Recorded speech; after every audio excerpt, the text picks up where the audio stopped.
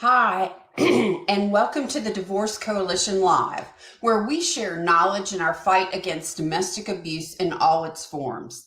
I'm your host, Beverly Price. I represent a group of over 65 top podcast hosts, divorce and domestic violence professionals who have united to carry the message to increase the awareness of and create change in the world of domestic abuse. Our mission is to bring understanding, healing, and resilience to the forefront, ending the cycle of abuse one survivor at a time. Through this show, you'll gain valuable insights on all aspects of domestic abuse, from personal stories to the emotional and legal issues. With expert guests, practical advice, and enlightening conversations, you'll find that knowledge is power, and you too can carry the message to create change. Whether you are a victim, survivor, professional, or observer, you'll find something here that will help and spark more thinking. You don't have to face this alone. Let's start this journey together and create a better future. So without further ado, let's get started. Did you know that 23.5% of divorces are caused by domestic violence? And with 1 out of 3 women experiencing domestic abuse, the situation is catastrophic. So what can we do? Today, I am so excited to bring you a top expert in the field of divorce, abuse, and high conflict. Her name is Amy Polacko, and she is truly a freedom warrior. She's a divorce coach and journalist, and she turned her own experience surviving a narcissistic nightmare into a passion for helping other women. She's an award-winning journalist and has used these skills to shine a light on domestic abuse, divorce, coercive control, and our family court system. Hi, Amy. How are you doing? Hi, Beverly. Thanks for having me. I have to thank you for all your work because you have been so instrumental in the Divorce Coalition, which I'm honored to be a part of. So thank you, thank you, thank you. Well, I feel so honored to have you here and have you as a member of the coalition. You bring such a vast experience to the table. But for your audience, I know your impressive story, but can you tell the audience a little bit about yourself and what you do? Sure. I'm a divorce coach, and my business is called Freedom Warrior. And my own experience has led me to this. I didn't have a coach when I was getting divorced. And I think Yep. every woman and man, for that matter, I do have some male clients actually, needs one. And I think Mm-hmm. there's so much we don't know until we enter the divorce world. It's like an entire other world, right? That we're not educated Right, on. right.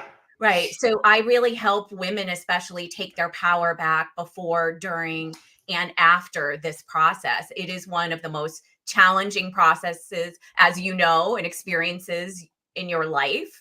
And Mm-hmm. everybody needs someone helping them along the way and guiding them. Absolutely. And you might be wondering why Beverly, as a divorce coach, would want to have Amy as a divorce coach on the show. Well, I tell you, I believe in the theory of abundance, that there is so much out there for all of us. And when one of us succeeds, we all succeed. And Amy is just a fantastic addition to the divorce space. How has your own experience, Amy, led you to this? I know so many of us, enter this space because of personal experience. Tell us about yours. Absolutely. And I think I started, forming a network, having support group meetings in my home, and it kind of grew from there. I do run a support group virtually for women called Strong Savvy Women. We have speakers all the time, and we have people from across the country.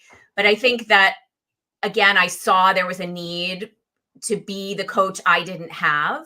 And also, I believe that every woman has their own healing journey.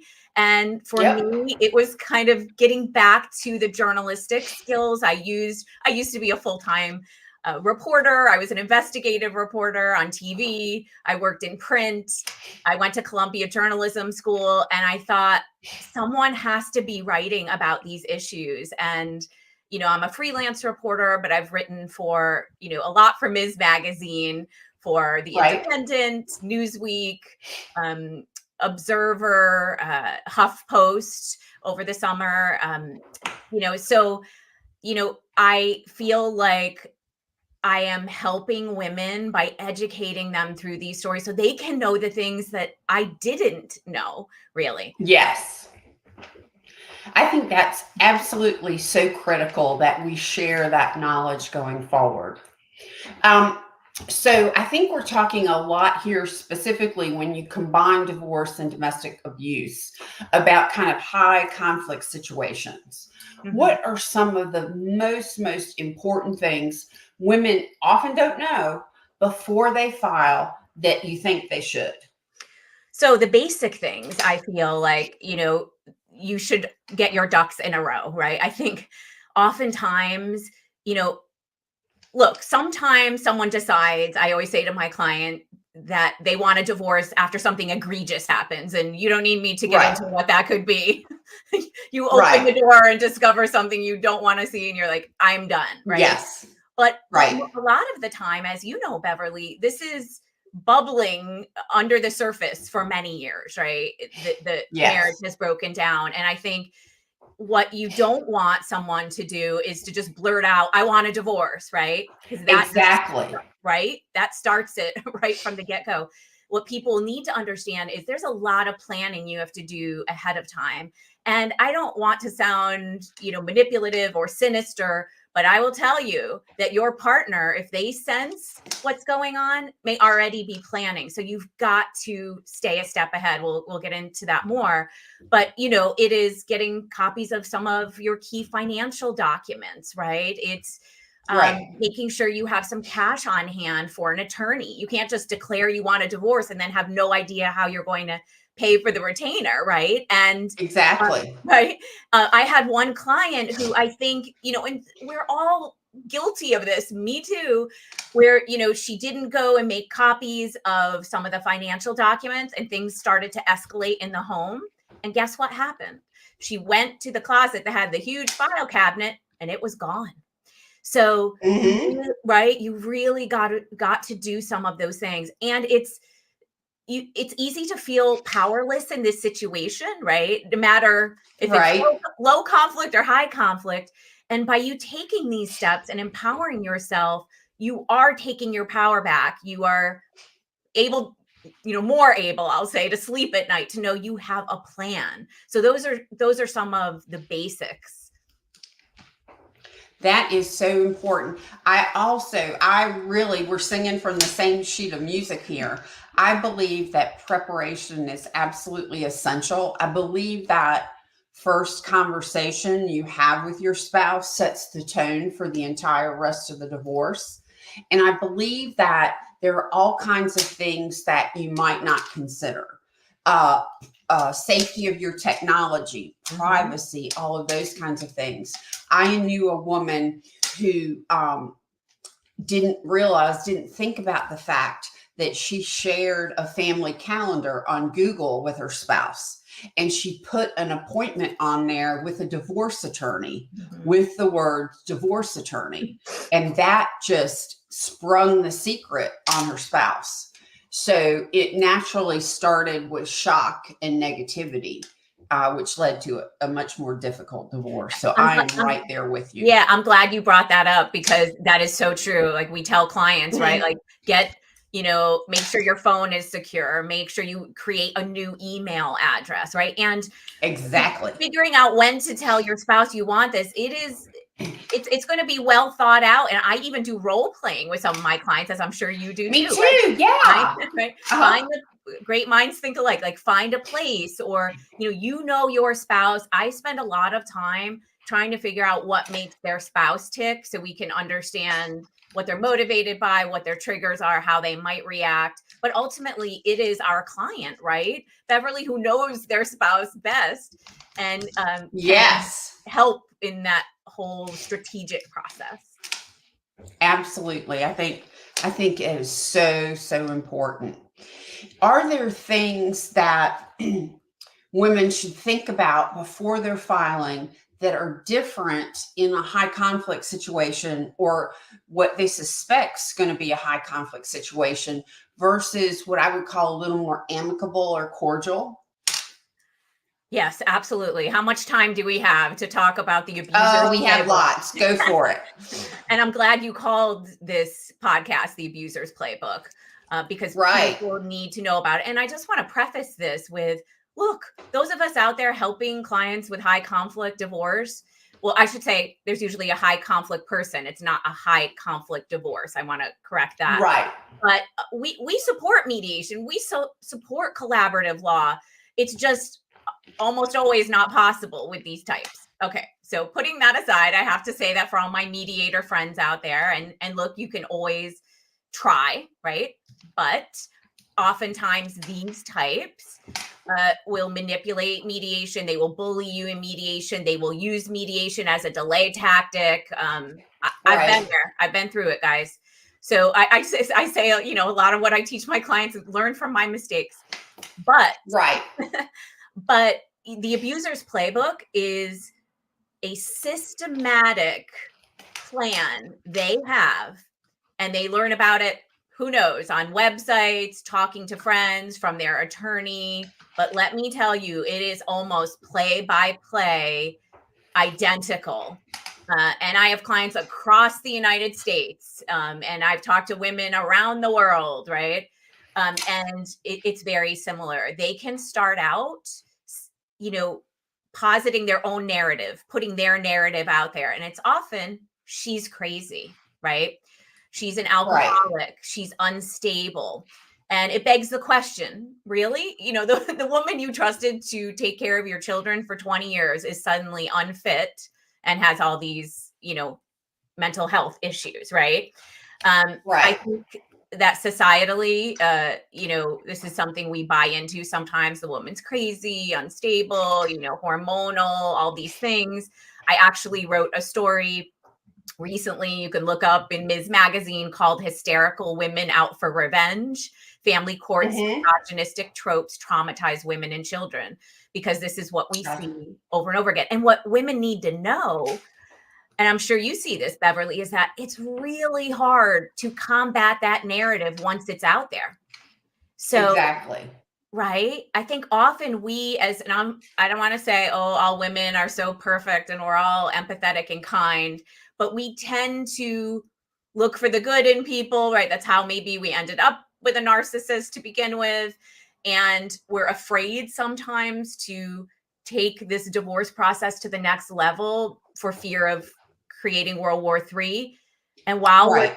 while we're paralyzed, they come out with this, that we're crazy, unstable. And the last thing I'll say about this part, there are many parts of the playbook, is that this is what happened to Catherine Kasanoff. She's a woman, if you haven't read her story, who lived in Larchmont, New York, battled for 3+ years to get her children back after her husband filed for custody.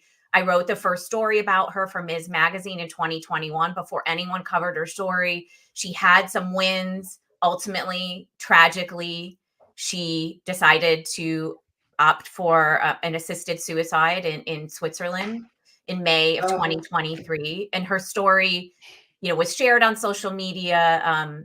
You can read, I've done several follow-up stories in Ms. on her that you can read, but her attorneys told me, you know, once she was painted as this unstable, unhinged woman who was an attorney who had worked for New York State Governor Kathy Hochul, you know, and was accomplished and by all accounts a good mother. Once she was painted that way, it was very hard to dismantle that.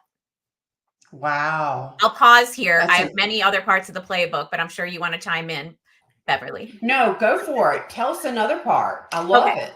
So the other, you know, you have to understand that these types, and I think, you know, if your husband or wife has the potential to do this. And Mm-hmm. again, I said, I have a couple male clients who read an article I wrote and said, I'm dealing with this, and this is my wife I'm trying to divorce. But their whole mantra, and my ex-husband actually said this to me openly, the best defense is a strong offense. So they come out of the gates filing motions right away. They don't stop. They will find anything. When we talk about, I'll get into custody in a second, but they file a lot of ex parte emergency motions. And sometimes the courts grant them as a temporary thing.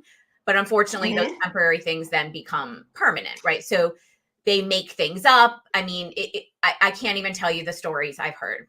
So that's 2.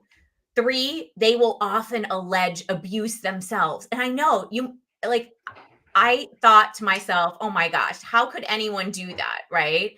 Right. I didn't have that in my personal situation, but I have many clients who do.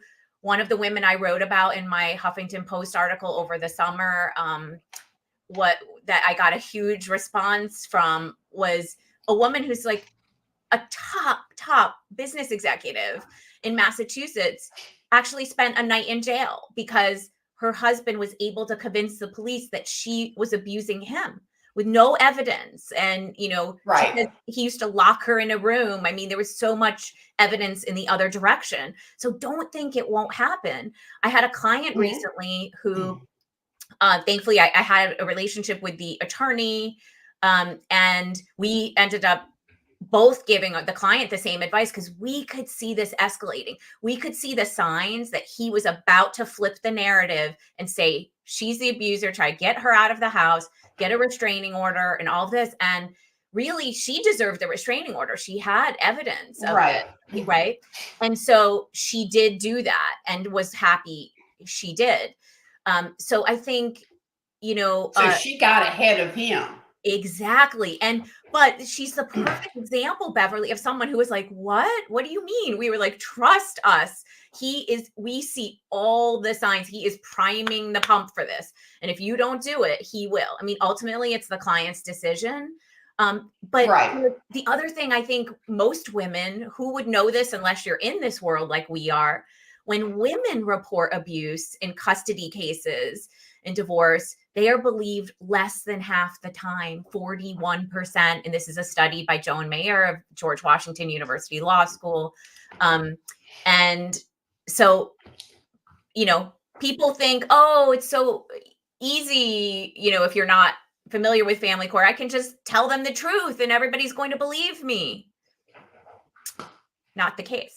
And the last thing is parental alienation, which is the abuser's favorite counterclaim. When they're accused of abuse, they say the other parent is alienating the children from them, right? So they demonize the other parent. And, there's this trend in our country. It's been, been going on for decades that, father's rights, children should be with both parents, which everyone I know agrees with this if the two parents are healthy, right? Now, exactly. Right? If one of them is abusive, either one could be the mom, it's not a healthy situation, right? But what happens is there's such a desire to place children with both parents and to not have one, quote unquote, alienated, that this ends up hurting mothers. I know so many moms who have lost custody. Some of my clients, I mean, it breaks my heart. They see their kids for like once a week.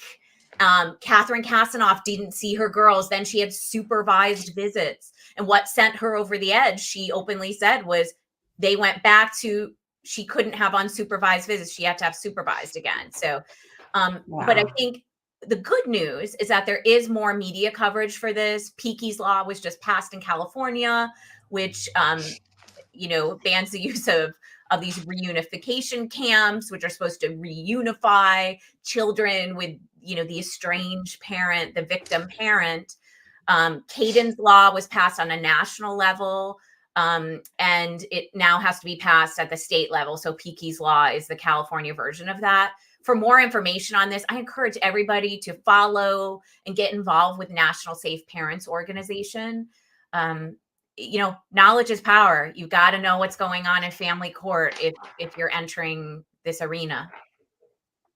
So it's National Safe Parents? Yes, National Safe Parents Organization. And, Danielle Pollock, who was behind Caden's Law and so many others. I've had her as a guest at my support group. She is one of the leaders of that as well. She works for the National Family Violence Law Center and works on this there are people out there working tirelessly on a daily basis on these issues. Yeah. One of the things that I think is important is we are talking about high conflict personalities. We're talking about abusive personalities, but I think conflict occurs in divorce, even if there isn't abuse. There's even just conflict in marriage when you have a disagreement. So what we're talking about is not just, quote, divorce conflict, where divorce is a tense experience, a difficult experience, but we're talking about an acceleration of that, right? Yes. So how would you contrast what you're describing as a high conflict person with a person in divorce where there is conflict? If you know, if you get the difference. Okay. Right. I mean, look, going through a divorce is one of the most emotional things you'll go through, right? It ranks up there with losing a loved one and so many other things in life. So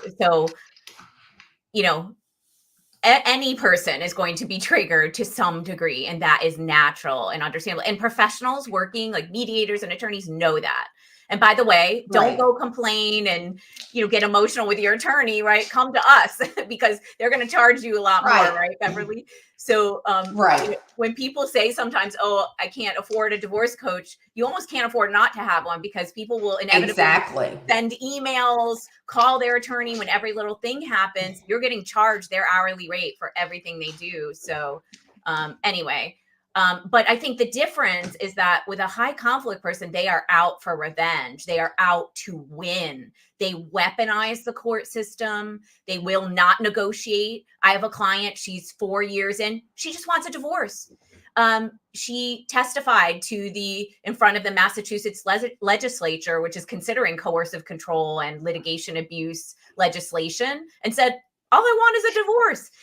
What people don't realize is that these types, our family court system is really not set up to deal with these types. And a lot of the professionals are not educated to recognize them, right? And some of the attorneys participate in the litigation abuse, right? So these high conflict types are empowered and nobody's stopping them. They're like the bully on the playground that nobody stops. And that's really what's happening. So they will use the children. They often don't really care about having custody. They just don't want you to have custody. They know that where you're really going to hurt the ex-spouse or soon to be ex-spouse is the children, right?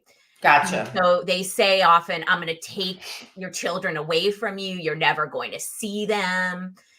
These types could be blindsided by the fact that their spouse wants a divorce, but often, remarkably, they're already off having affairs with other women, and they still are vindictive toward their spouse who just wants a divorce and just wants out. So I think you see from the very beginning how they're going to behave. And, I'm sure you see this with your clients in these situations, Beverly. I spend a lot of time. I want to know how they met.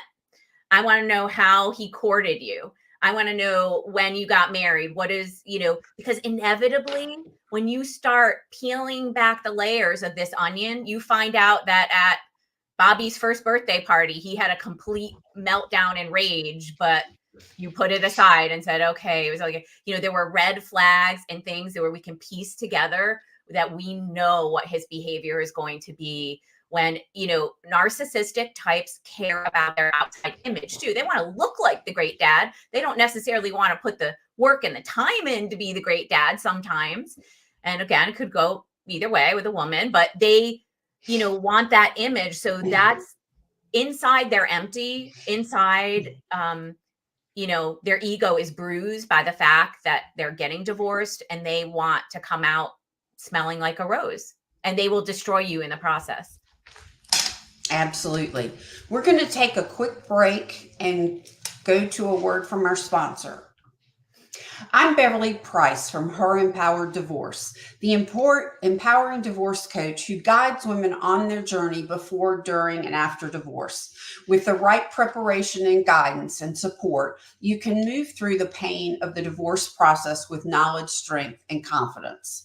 Schedule a free consultation with me at herempowereddivorce.com and look for my free ebook. You can get it at herempowereddivorce.com/divorce checklist. Now let's get back to the show. Amy, you've talked about so many incredible things. What I'm really intrigued about is let's talk about the realities of family court.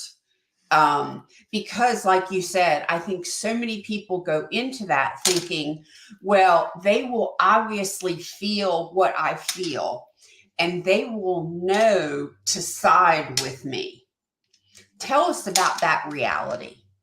Right. I think, you probably share this, Beverly. One of the hardest parts of my job as a coach is to really be the one who is introducing a client to the realities of family court, because Yes. I can empathize. I can put myself in their shoes. And when I was going through it, I was thinking, oh, if this happens, that happens. Well, if somebody said something about an outrageous outcome, I said, oh, I literally thought this to myself, that would never happen. Like, if that happened, like, women would literally be storming courtrooms across America. That's naivete, right? I was a babe in the Right. woods who didn't know the realities of the situation. And I think often women will hire an attorney. I've done this too. And you're just like, breathe a sigh of relief, like, oh, they've got my back. I'm so exhausted of this whole process emotionally. I'm handling the kids. Maybe I'm working too, and all this. My attorney's got my back. I don't have to worry about this. Wrong, wrong, wrong. You've got to be your own advocate. I work a lot of times with clients who have to light a fire under their attorneys, whats to get things going, right? So Yep. knowing that, this myth in our society that, oh, women always get custody. What are you talking about? She would have to be a drug addict in order to not. Right. Not true. Right. So you've got to protect yourself through all the steps we talked about, and knowing the abuser's playbook, you've got to stay a step ahead of it. For instance, I have a couple new clients who are just starting the divorce process, and couple cases the husbands don't know they want a divorce, and there may be a separation due to incidents that have happened. You have to be careful to not say, no, you can't see the kids right now, I don't think it's a good time. That could be used against you, and if you don't know that, right, you can get yourself into trouble. I had another client who's post-divorce, and as we know, Beverly, it does not end when those divorce papers are signed. No. Yeah. Right? Post-separation abuse. Yes. Right. And many times Very, it very just debilitating. begins. You're like, what? So I have a client who's divorced, and one of her kids does not want to go with the dad and will physically kick and scream and not want to leave the house. And I had to coach her to, you got to tell your ex every step of the way. Like, I'm in the bedroom, I'm trying to get him out of the bed. Okay, can you come to the front door? Like, this is terrible, but I don't want her to be, set up as the parental alienator who is not giving her child to the father, right? So knowing these things is really important. I think being realistic also about how much the process is going to cost and how long it's going to be. Sometimes people think, oh, it'll just take a few months, or we'll be divorced in 6 months or a year. I think the average is 2 years. If you're talking about a high conflict divorce, you are talking about 3 years. can be 3 times as much, 3 times as expensive. I am in Fairfield County, Connecticut, where, you have some affluent families, and the legal bills are in the hundreds of thousands, in the millions. Wow. Now, one of the things I work with my clients on is separating their emotional responses and their emotions from fact. Because in court, emotions don't work. As a matter of fact, they can paint them into a corner. And so I do a lot of work having them document, but not document he's a bad father. Document the child is late to school these days. The child has dirty clothes these days. And so I'm sure you're kind of in the same thing, is separating that emotion, no matter how hard it is, right? Because you're hurting and you're worn out from a marriage of conflict.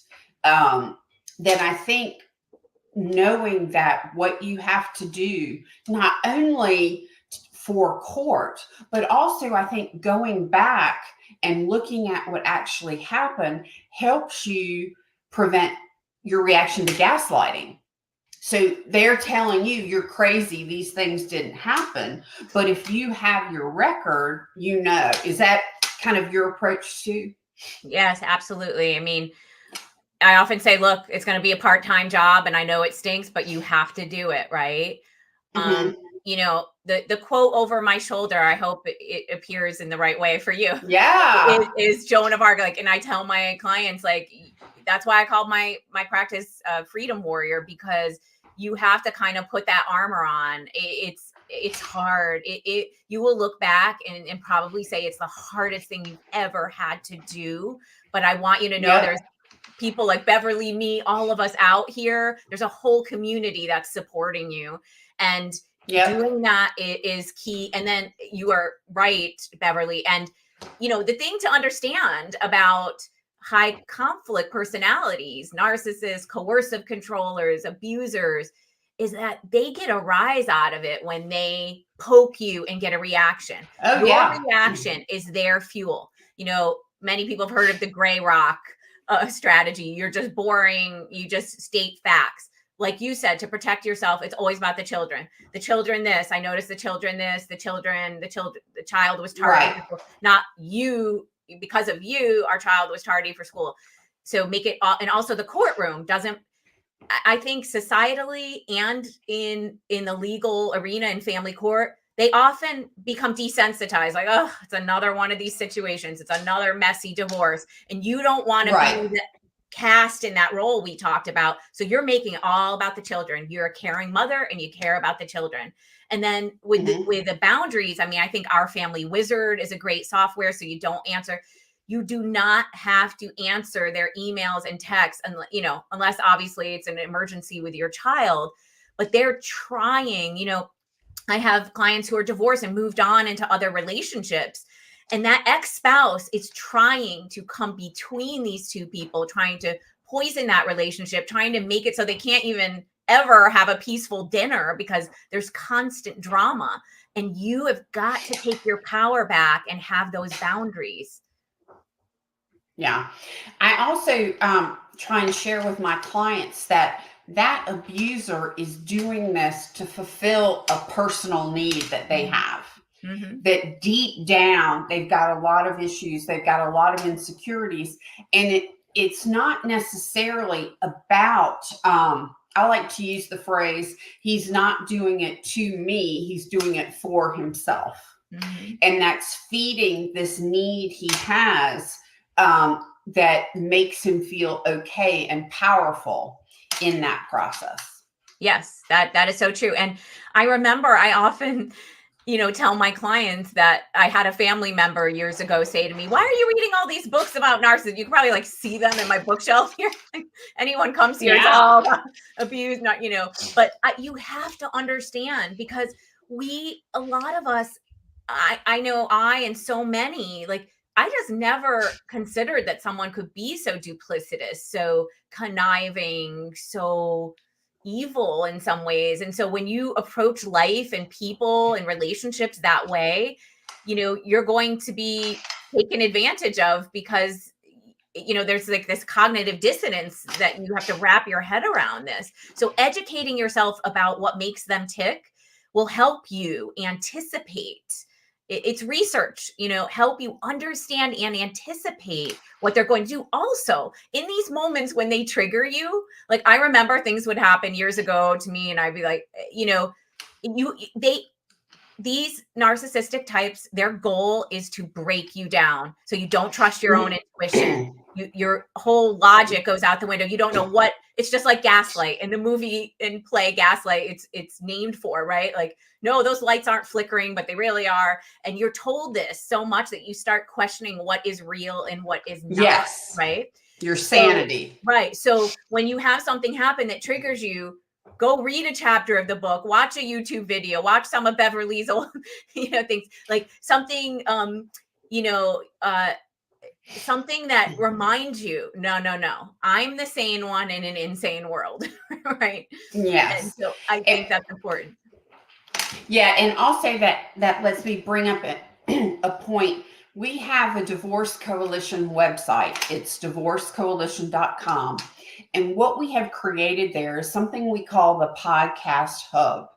And we have pulled together bloggers and podcast hosts to put all of their top episodes and articles in one place. So you don't have to go to this podcast or this blogger or this podcast. You can go to one place and see 20 different hosts and bloggers information on domestic abuse. So that's a great resource for women. Sorry about my cat here. Oh, that's okay. So what do you really want all women to know about divorce in America right now? They need to know the realities, and they need to be educated. But in that education, knowledge is power. Know that there are so many groups you can be part of. I have a free Facebook group, Strong Savvy Women. We have people from across the country. I have virtual meetings, but you can any support group, in person, virtually.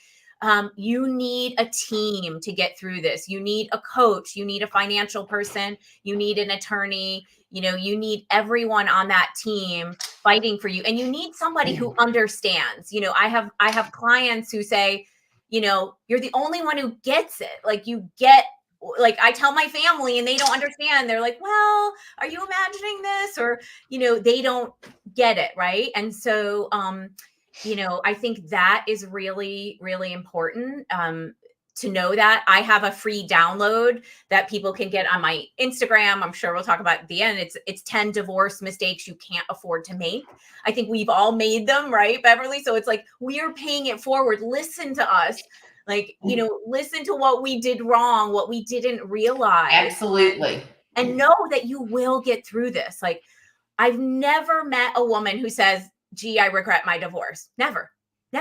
For many people, I'm not going to, say that there aren't people who get devastating news of a betrayal and are on the ground, and my heart breaks for them. But I think a lot of women after the divorce actually see like a dark cloud kind of float away, and despite the challenges, they almost unequivocally say, why didn't I do it sooner? Right? Exactly. And one point I want to share, much of my audience knows that I've been through multiple divorces that all involved abuse. And one of the things I learned after my intensive work was that I went from one to the other without stopping to look at myself, without stopping to learn about that marriage, learn about that abuser, and understand why I was attracted to that, so that I don't want any other woman to have to repeat that mistake to then learn through pain. So it's important to really dive deep with a coach to understand and analyze that, and then do the work on yourself. Absolutely. I think part of learning the story of how you met, your soon-to-be ex-spouse or ex-spouse is, you see things that now you see would be red flags. So that makes you more, attuned to that. If you're out there dating, I encourage people to, not date right away. Look, it's everyone's personal choice, but I will say, I think clients I have who do head out there dating, can go one of two ways. Either they haven't done the work and they may have rose-colored glasses again, but often it's the other that they see everything as a red flag. Like they put their fork down this way, and then that's my ex-husband used to do that. And like, so it's like you've got to, it is trauma. Let's just validate that. Like behind me, I have Oprah's book, What Happened to You? You know, on the New York Times bestseller list is The Body Keeps the Score by Dr. Bessel van der Kolk. I bring this up all the time. You know, especially if you're going through this with a high conflict person, it's trauma. It's living in fight or flight mode every day. And you've got to heal from that in order to move forward and be ready to, you know, trust someone again, love someone again, be in a committed relationship again. Amy, this has been, I could go on and on with you. I think we could make this a 3-hour show, but we're coming up on time. So can you tell our listeners how to find you? Yes. So my website is freedomwarrior.info. I'm on Instagram as @freedomwarriortribe. You can find me on LinkedIn, and also my free Facebook group, support group is Strong Savvy Women. And again, you know, look for my free download, 10 divorce mistakes you can't afford to make. If you want to read any of my articles, you can Google me, go to my muck rack site for journalists or my website. And, you know, or Ms. Magazine has a lot of them that I've referred to today. But thank you so much, Beverly. I hope that we've helped even just a few people out there. Absolutely. Thank you so much for being my guest today. You have helped so many women. I think this has been a fantastic episode. Thank you. And to my audience, thank you for being with Amy and myself on this episode of Divorce Coalition Live. All of Amy's information will be available in the show notes, and you can also watch this episode at WGSN's YouTube channel, Divorce Coalition. Remember, you can find more about how to get help, help another, take action as a professional, or stop the silence allowing domestic violence to continue at www.divorcecoalition.com. And please like and share our Instagram page @Divorce Coalition page. The more we grow, the stronger the fight against domestic abuse. Let's come together, break the silence, and champion a brighter future. Stay tuned each Tuesday at 9 a.m. Eastern Time for another episode of Divorce Coalition Live. I appreciate your support. Until next time, stay safe and grow.